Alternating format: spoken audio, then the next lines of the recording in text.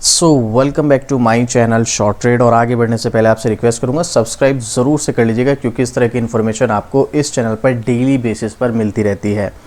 आज आपके लिए जो मैं स्टॉक लेकर आया हूं वो एक बहुत ही कम प्राइस वाला स्टॉक है, लेकिन इस स्टॉक में एक नेगेटिव न्यूज़ देखने को मिल रही है। अगर आपके पास स्टॉक है तो इस पर सेबी ने जुर्माना लगाया है। कौन सा स्टॉक है, नाम आप थंबनेल पर पढ़ ही चुके हैं। मैं बात कर रहा हूँ जेपी पावर के बारे में।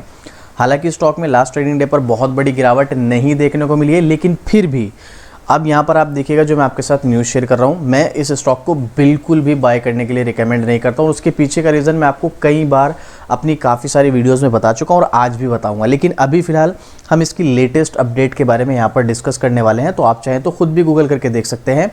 इस पावर कंपनी पर लगा बड़ा जुर्माना निवेशकों को बड़ा नुकसान करा चुका है। शेयर कौन से स्टॉक की बात हो रही है, आप यहाँ पर नाम भी पढ़ सकते हैं। इस पावर कंपनी पर लगा बड़ा जुर्माना निवेशकों को बड़ा नुकसान पहुंचा चुका शेयर।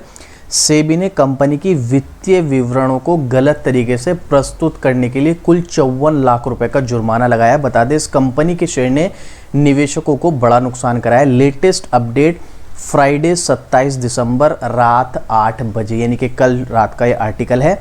कौन से स्टॉक की बात हो रही है, जयप्रकाश पावर वेंचर। इसके प्रबंधक निदेशक और मुख्य कार्यपालक अधिकारी सीईओ सुरेन जैन समेत शीर्ष अधिकारियों पर बड़ी कार्रवाई की है। दरअसल सेबी ने कंपनी के वित्तीय विवरणों को गलत तरीके से प्रस्तुत करने के लिए कुल 54 लाख रुपए का जुर्माना लगाया। भारतीय प्रतिभूति एवं विनिमय बोर्ड सेबी ने जिन अन्य अधिकारियों पर जुर्माना लगाया उसमें कंपनी के चेयरपर्सन मनोज गौड, कार्यकारी निदेश सुनील कुमार शर्मा और प्रवीण कुमार सिंह, मुख्य वित्तीय अधिकारी आर के पोरवाल और पूर्व पूर्णकालिक सदस्य MKV रामा राव शामिल हैं। सेबी ने अपने आदेश में कहा है कि उन्हें 45 दिनों के भीतर जुर्माना अदा करने का निर्देश दिया गया है। अब यहाँ पर सेबी ने जांच वगैरह की थी, उसके बारे में डिटेल में डिस्कस किया गया है, जैसे जो PFUTV धोखाधड़ी और अनुसूचित व्यापार व्यवहार निषेध एवं देखो मैं आपको बिल्कुल सिंपल तरीके से अगर समझाऊं तो ये यहाँ पर बात हो रही है 2012-13 से लेकर 2021 और 22 के बीच, यानी कि ऑलमोस्ट 10 सालों का अंतराल में यहाँ पर इसने जो काम किए हैं, कुछ मतलब खातों में जो भी इनके जो बैलेंस शीट वगैरह है उसमें उतार चढ़ाव अपनी तरीके से पेश किया गया है, जिसके बारे में यहाँ पर बताया कंपनी का लाभ हानि खाता, बही खाता को सही उचित दृष्टिकोण से पेश नहीं करता है, इसलिए इस पर 14 लाख रुपए और जैन गौड़ शर्मा और ये सब चीज़ें कौन कौन लोग हैं इन सब के ऊपर इतने 7-7 लाख 6-6 लाख, तो टोटल 54 लाख रुपए का जुर्माना इस पर लगाया गया है। मतलब अगर आपको मैं सीधे तौर पे देखूं तो यहाँ पर इसका जो मार्केट कैप आपको 12,445 करोड़ नज़र आ रहा है। आपको लग रहा होगा बहुत बड़ी कंपनी है। अब ज़रा इसके यहाँ पर आइएगा बैलेंस शीट पर।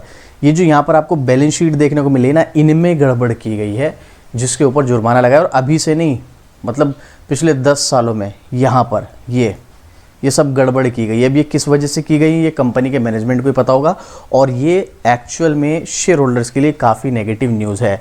अगर कंपनी का बही खाता ही सब कुछ जो भी चीज़ें ख़राब होंगी तो आप सोचो कंपनी की परफॉर्मेंस कैसी होगी। रियलिटी तो हमारे सामने आई नहीं रही ना, ये जो भी नंबर हैं क्या मालूम ये फेक है या रियल है, हमें पता ही नहीं है। तो उसके चलते यहाँ पर शेयर होल्डर्स को नुकसान झेलना पड़ेगा। पहले से ही काफ़ी करा चुका है, जैसा कि यहाँ पर आर्टिकल में पहले लिखा है। पिछले 1 साल में 34% की तेज़ी और 5 साल के चार्ट में आप देखोगे तो इसने 1148% का रिटर्न दिया है। और यहाँ पर ये स्टॉक अगर आप 2024 फेब से, यानी कि ऑलमोस्ट स्टार्टिंग से इस साल के बात करो तो 22-25% का इसने नेगेटिव रिटर्न निकाल के दिया है। ठीक है, अब यहाँ पर वैसे तो स्टॉक में बहुत खास रिटर्न दिया नहीं है, और अभी अच्छी बात यह है कि स्टॉक में पहले तेजी आई उसके बाद एक कंसोलिडेशन गया। तो जब ऐसा होता है कि स्टॉक में एक तेजी आई और एक लंबा कंसोलिडेशन गया तो उम्मीद होती है कि स्टॉक एक लंबे कंसोलिडेशन के बाद दोबारा से ऊपर जाएगा, और जो कि इस स्टॉक में देखा जाए तो उम्मीद है भी। लेकिन वही अगेन बोलूँगा, स्विंग ट्रेड के लिए नहीं है, शॉर्ट टर्म के लिए नहीं है। अगर लॉन्ग टर्म के लिए एक लिमिटेड अमाउंट आप लगाना चाहो, वो भी अगर लगाना चाहो, क्योंकि मेरा पर्सनल ओपिनियन है ना, मैंने इस स्टॉक को कभी बाय किया है और ना ही मैं कभी बाय करने के लिए रिकमेंड करता हूँ, क्योंकि मुझे इस स्टॉक में कुछ ऐसा खास इंटरेस्ट है नहीं। लेकिन फिर भी अगर किसी को इंटरेस्ट है तो एक लिमिटेड अमाउंट के लिए लगाकर आप इसको लॉन्ग टर्म के लिए रखिएगा, शॉर्ट टर्म के लिए नहीं। शॉर्ट टर्म के लिए रखेंगे तो आपके लिए प्रॉब्लम क्रिएट कर सकता है, तो इसलिए आपको यहाँ पर सिर्फ और सिर्फ लॉन्ग टर्म के लिए रखना है इसको। तो अब आप बताइएगा, ये जो यहाँ पर फाइन भरा गया है, ये जो भी 54 लाख का वैसे बहुत बड़ा अमाउंट नहीं है 54 लाख, लेकिन फिर भी कंपनी के लिए नेगेटिव न्यूज़ है।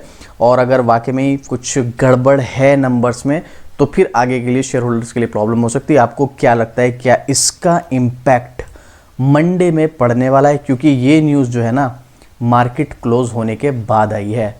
अब मंडे में इसका इम्पैक्ट क्या पड़ेगा इस स्टॉक पर, आपको क्या लगता है कमेंट करके बताना, और किन किन के पास ये स्टॉक है। बाकी कोई क्वेश्चन, कोई डाउट है या कोई ओपिनियन शेयर करना चाहते हैं या कुछ न्यूज़ जो मुझे नहीं पता है वो आप मेरे साथ कमेंट करके शेयर कर सकते हैं। और इस तरह की डेली अपडेट के लिए भाई शॉर्ट ट्रेड को सब्सक्राइब भी ज़रूर से कर लेना, और ये स्टॉक के बारे में अपना ओपिनियन ज़रूर शेयर करना मंडे में क्या हो सकता है इस स्टॉक में। तो चलिए मिलते हैं फिर से इसी तरीके एक और ज़बरदस्त जानकारी के साथ। जय हिंद।